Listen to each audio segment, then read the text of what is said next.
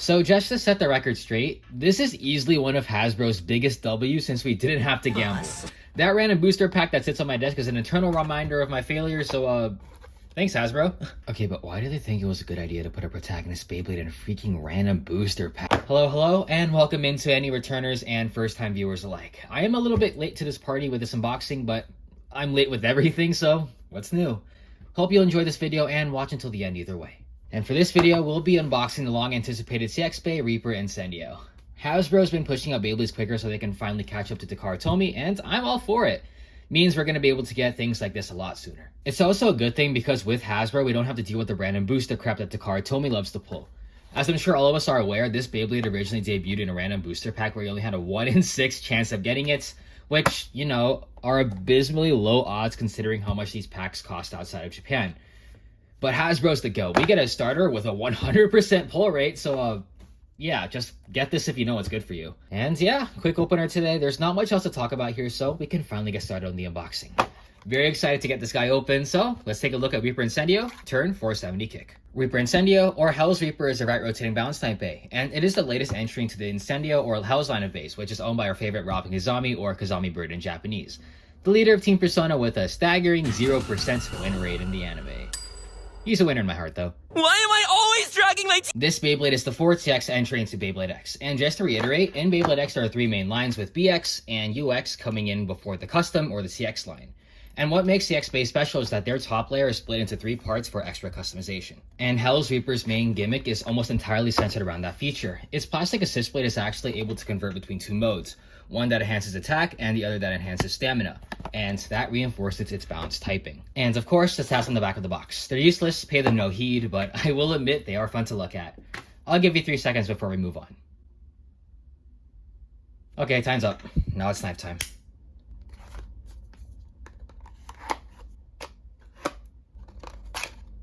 Oh no, I tore it! Oh no, that's not good. Oh, that makes me so sad. No. Oh, whatever. Alright, well, it is what it is. See, yeah, so if you're ever wondering why I always handle my boxes so delicately, it's because of stuff like that. Like, that happens way too much, so, you know, I want to keep these pristine as possible, but things like that happen sometimes. Anyway, since this pack is a starter pack as God intended, it comes with the launcher, so that's nice. However, since it's a Hasbro package, it's a cheap and tiny Proto Launcher, so just replace them with a winder or string launcher whenever you can. They're very easy to find. Man, I'm so sad. It's actually... Man, this is making me so much sadder than it should be. Oh my goodness. I'll just handle you a little more delicately now. Instruction manual. Get rid of that. The Bey itself. Oh, that's a little bit more than I want to open. Man, I'm completely destroying this box. God.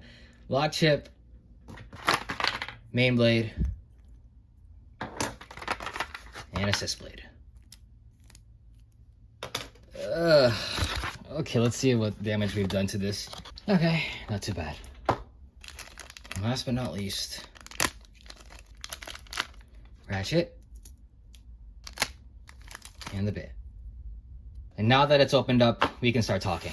And the blade comes first, naturally. The blade is the top layer of a Bey that makes big contact with the opponents, and the main blade of this Bey is Reaper, which I've already talked about before in a previous video with Rhino Reaper. It's got 4 scythe-shaped blades that make the shape of a square, and they point aggressively to the right, so I imagine this thing will pack a decent punch, especially since we can see here that all the blades slope downwards.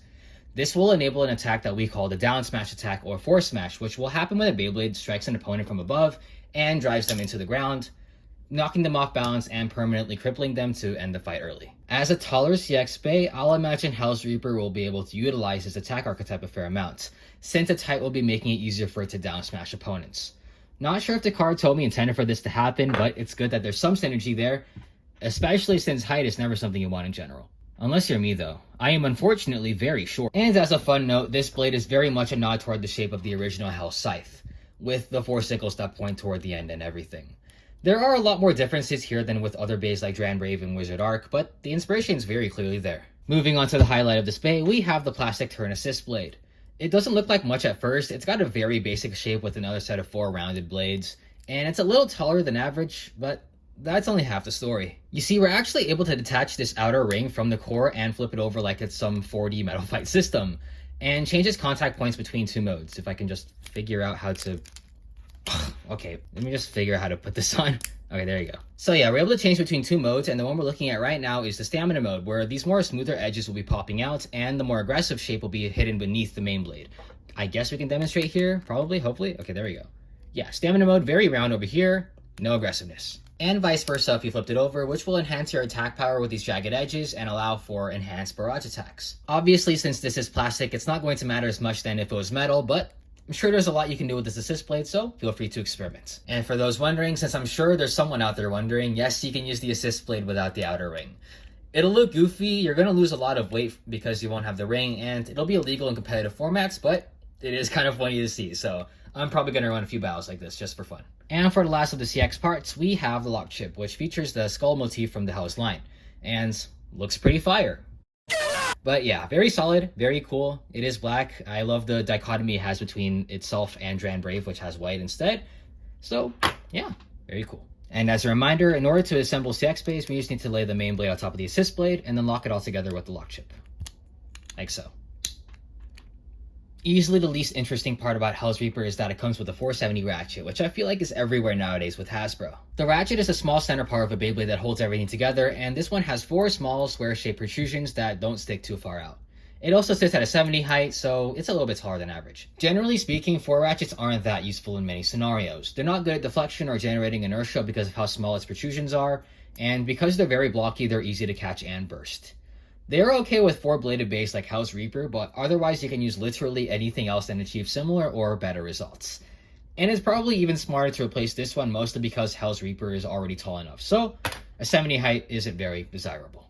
And to kick off the ending to this section, no pun intended, Reaper Incendio comes with a new kick bit, the bottom part of the Beyblade that touches the stadium during battle and controls its movement. At a glance, it looks extremely similar to the original balance bit taper, but looking more closely you can see that there's a key difference. If it will just focus, hello, please. Both bits taper off at the end, but where taper had a more smooth surface, kick has this more hexagonal shape that is more rigid.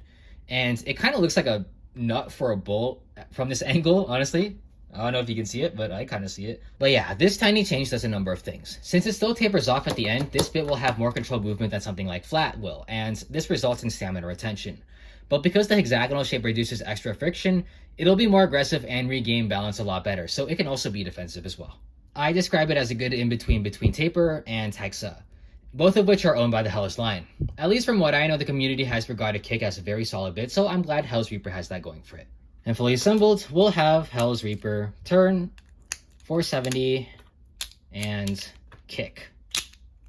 That was pretty clean, if I may say so myself. Wow, I'm kind of proud for assembling it that fast. I'm so glad I can finally hold one of these in my hands. Personally, I'm a big Team Persona enthusiast, so the Hell's line alongside all the others have always been amongst my favorites. The combinations of the red and black and the new addition of pink in the assist blade is certainly a very welcome one. And yeah, now admittedly I'm not as well learned on the Hell's line as much as I am with something like the Dran line. Mostly because the Hell's line has taken on so many identities and niches over time. But I guess I can briefly discuss the comparisons I can make between Reaper and all its predecessors before getting to test battles. Hell's Scythe was the very first Hell's Bey, and it was known for its amazing stamina. It was very well balanced because of its even weight distribution, and it was also very generally round, increasing stamina even further. Hell's Reaper doesn't have that same roundness. It's quite square in shape, so I doubt it'll have that much stamina.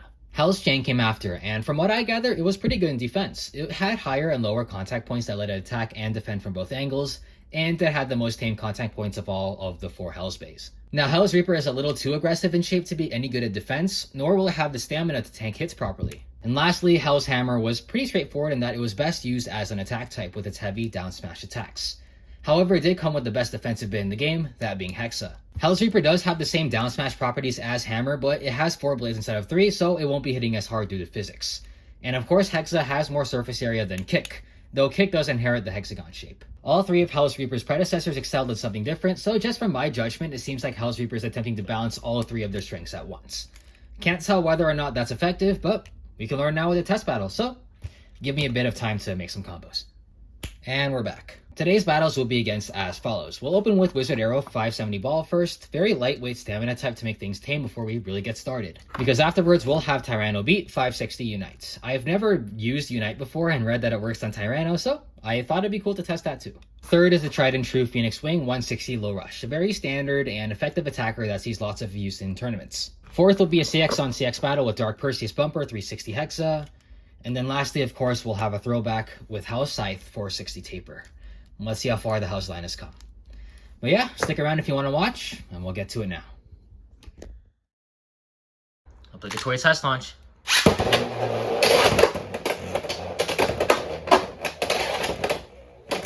Okay, so kick is one of those interesting bits that could have like cool movement, so we'll have fun with this. First up, Wizard Arrow versus Hell's Reaper. And the turn assist blade will be in attack mode.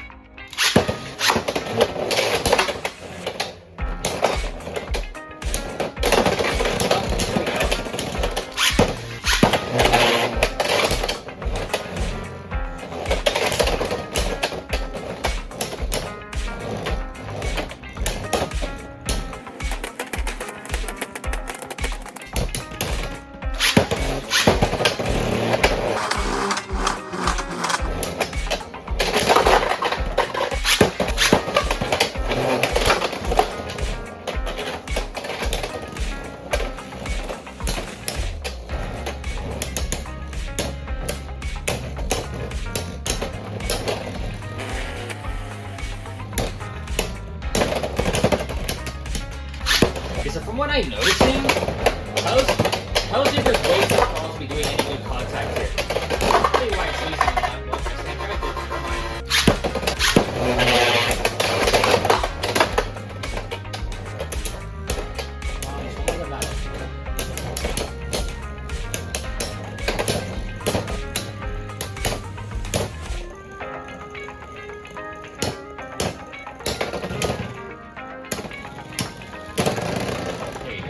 Next up, Tyranno Beat versus Hell's Reaper.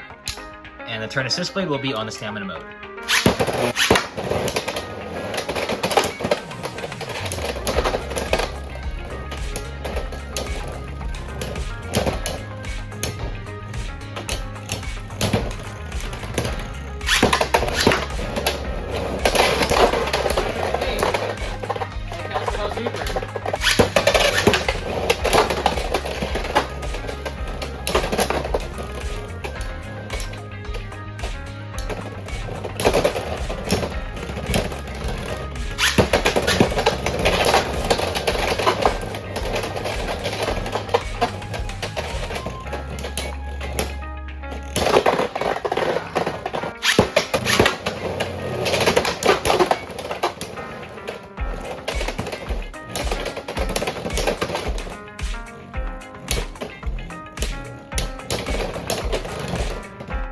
Next up, Phoenix Wing versus Hell's Reaper.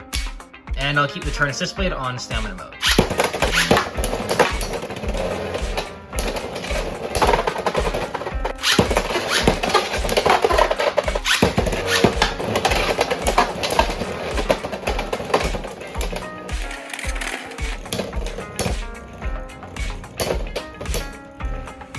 It's not glancing it at all, wow. Yeah, the Reaper assist blade isn't really, I mean, the Reaper main blade really isn't hitting as hard as I'd like it to. Oh, but it still wins.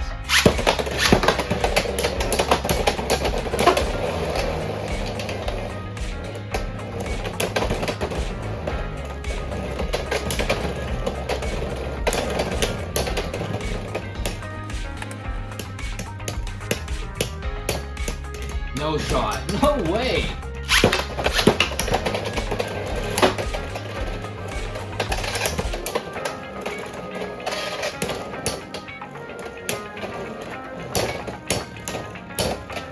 Phoenix Wing is so much, like, it's bullying it so hard whenever it can get a good hit in. Oh, what?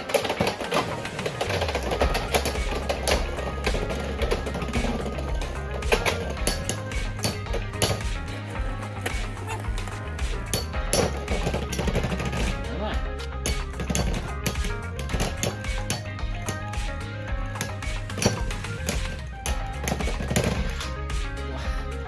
That's honestly surprising. Last battle for my concluding thoughts. Dark Perseus versus Hell's Reaper. Turn will be on attack mode.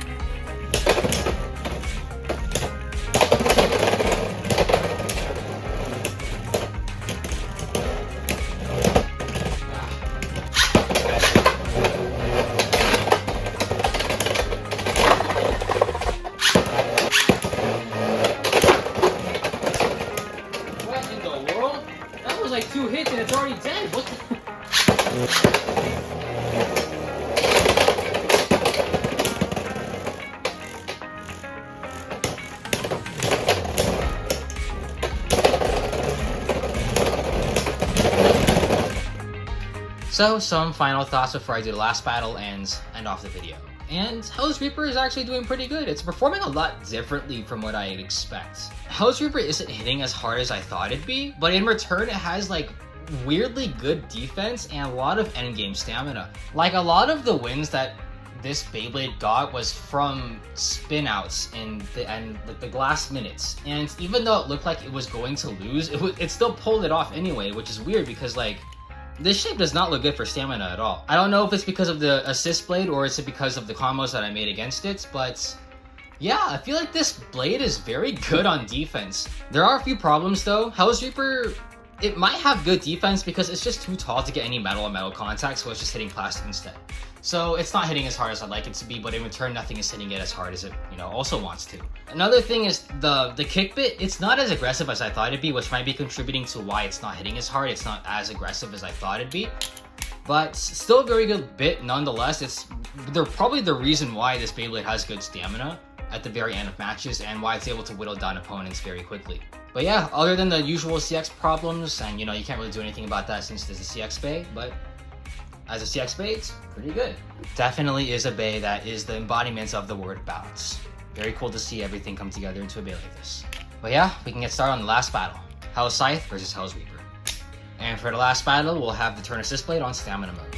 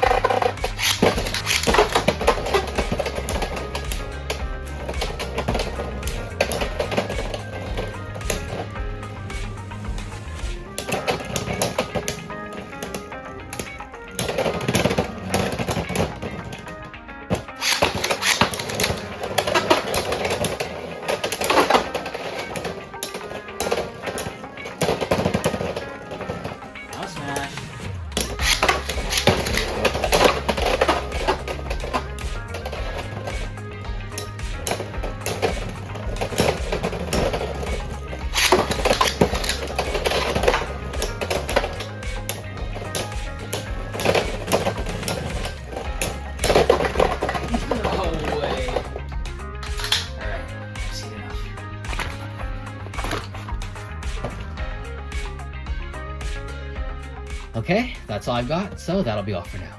I'll still be a bit busy with recording after this one, mostly because I've got these guys to make content on as well, so stay tuned for that. But yeah, thank you so much for watching, really appreciate it. Like the video, comment, and subscribe if you want to make my day, and as always, take it easy and stay chill.